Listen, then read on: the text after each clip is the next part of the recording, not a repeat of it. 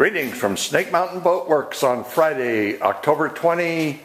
Here's a pre-bleach update on the 1946 Brightside U22. John's been working on the decks, has all the Sikaflex out, and I'll hand it off to him to give you an insight into what he's doing now in preparation for bleaching.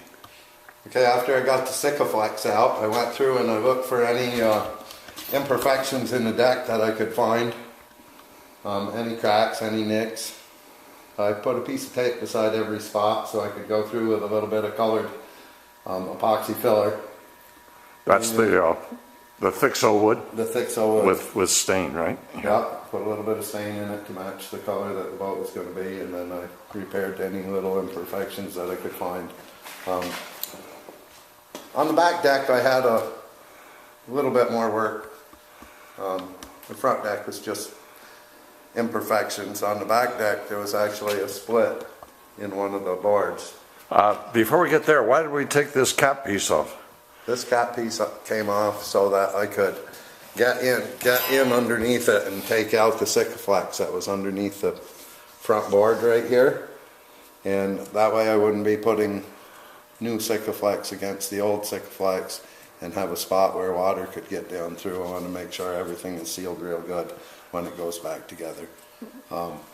So that's basically why this front piece came off, and it also allows you to be able to sand everything up even so that you don't have a little spot where you can't get in and sand against the board, and that would look bad with a new varnish.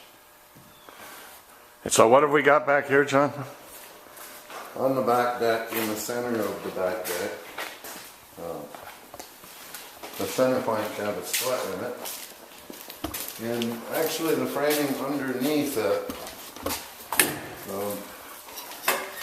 underneath it, gets chewed out bad enough for the flagpole, and with the fuel hole as close to the flagpole hole as it was, the frame board underneath here had a split right where this plank did. This plank was split here and was split right here.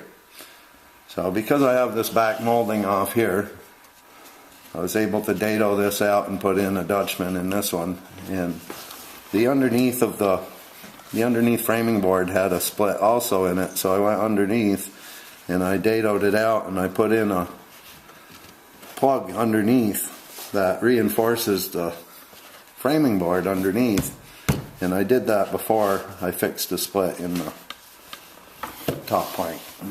So it looks like you're close to getting out your favorite finishing tool again and making one more pass across all these horizontal surfaces. Yes, the Hutchins Hustler sander.